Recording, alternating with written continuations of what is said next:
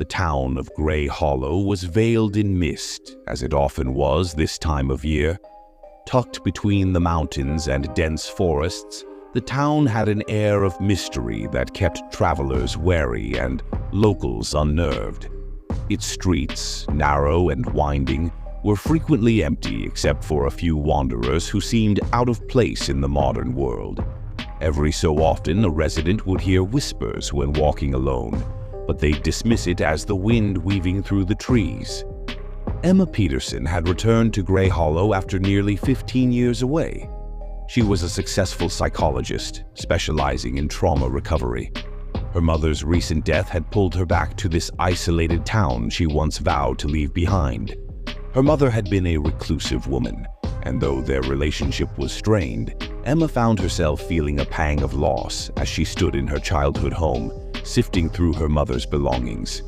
On her first night back, as Emma lay in her old bedroom, she felt a familiar unease creeping over her. The silence of Grey Hollow had a weight to it, like an unspoken secret. She lay there, listening to the distant hum of the wind, until she heard a soft, almost imperceptible sound, whispering. Her heart skipped a beat. She bolted upright, straining to hear, but the house had returned to silence. The next day, she chalked it up to fatigue. She busied herself cleaning the house, sorting through her mother's things. Her mother had always been meticulous, but Emma noticed something strange. There were dozens of notebooks, each filled with her mother's handwriting, her neat cursive letters unraveling into scrawls. They all seemed to be journal entries, but as Emma read, the writing became increasingly erratic, filled with ramblings about the whispers and the watcher. As the days went by, Emma began hearing the whispers more frequently. She tried to convince herself it was stress, maybe grief. But the voices grew louder, more distinct, always coming in the quiet moments, and they began saying things that chilled her to the bone. "Come back," one voice hissed in her ear late at night. Another time, while she was alone in the kitchen, a deep voice whispered, "Do you remember me, Emma?" She spun around, finding no one behind her. Her heart pounded in her chest as she backed against the wall, her mind racing. This was beyond rational explanation. Desperate for answers, she sought out Father Rowan, the local priest. He had known her mother well, and maybe he knew about these whispers too. When she mentioned the strange sounds, he looked at her with a sympathetic but cautious expression. "Grey Hollow has a way of holding on to people, Emma," he said quietly. "Your mother, she tried to warn you, didn't she?" Emma's stomach churned. "Warn me? About what?" Father Rowan's gaze drifted to the heavy oak door, as if he were afraid of being overheard. "Your mother wasn't the first, you know. The voices have haunted others. The town has a memory that clings to those who try to forget it." Emma's mind raced with questions. Why hadn't anyone mentioned this before? She had grown up here, but she'd never heard anything about these voices. "What do they want?" she whispered. Father Rowan shook his head. "Sometimes I think they just want to be remembered, but for others, it's as though they're trying to pull them back, to keep them here." That night, Emma locked herself in her room, trying to shut out the whispers. But they seeped in through the walls, the floors, whispering things she didn't understand, some even mentioning her name. She clutched her pillow, trying to drown them out, but the more she resisted, the louder they grew until they were almost screaming. She bolted out of bed, ran to her mother's old study, and flung open the drawers, searching frantically through the scattered papers and journals. She found another notebook, tucked away in the back of a drawer, with a strange symbol drawn on the cover. As she flipped through the pages, her blood ran cold. They were filled with descriptions of the voices. Her mother had even named some of them. One name caught her attention: Samuel.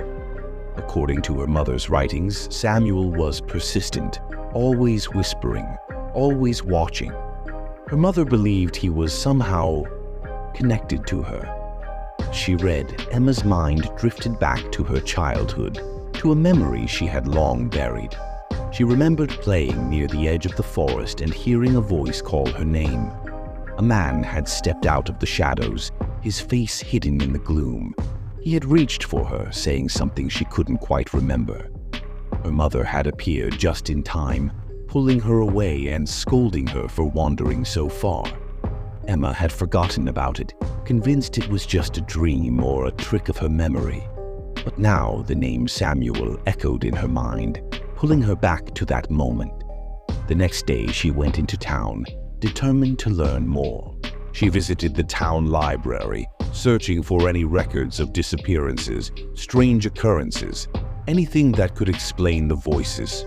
She found a newspaper clipping from decades ago, an article about a young man named Samuel who had gone missing in the forest. The article mentioned rumors of Samuel's obsession with a young woman in town, a woman who had spurned his advances. The article didn't mention her mother, but Emma felt in unshakable certainty that her mother had known this man. That night, as she lay in bed, the whispers returned, louder and more insistent than ever. This time, one voice cut through the rest, clear as day. "Emma," it breathed, "you can't leave." She bolted upright, her heart racing. "What do you want?" she shouted into the darkness, her voice trembling. The room fell silent, and then, almost imperceptibly, the whisper replied, "You know." Images flooded her mind, a strange clarity, memories she had suppressed. She remembered standing in the forest as a child, Samuel's face just inches from hers, his eyes intense and unblinking. She remembered him whispering her name, telling her that she belonged to him. She remembered her mother's terrified expression as she yanked her away. Emma felt the weight of the past closing in on her. She was no longer safe here, she realized. Whatever haunted Grey Hollow had latched onto her family, and it was growing stronger with her presence. The following morning, Emma packed her bags, determined to leave the town behind for good. She didn't need to understand everything. She just needed to escape. But as she turned to leave, she felt an icy chill settle over her. The air grew thick, and the whispers filled her ears, deafening and relentless. "Don't go, Emma," the voices pleaded. She stumbled back, clutching her head, feeling a sudden, suffocating pressure. And then she saw him, Samuel, standing in the doorway, his face twisted in a grotesque smile. "You can't leave," he whispered. "Not yet." Emma tried to scream, but her voice caught in her throat. She felt herself sinking, her vision blurring as the world around her faded. The last thing she heard before everything went dark was Samuel's voice, soft and mocking. "Welcome home." Emma was never seen again in Grey Hollow, but the townsfolk whispered about her disappearance, just as they had about her mother's. The old Peterson house stood vacant, but some claimed they could still hear whispers echoing from within, calling out for someone who would never come.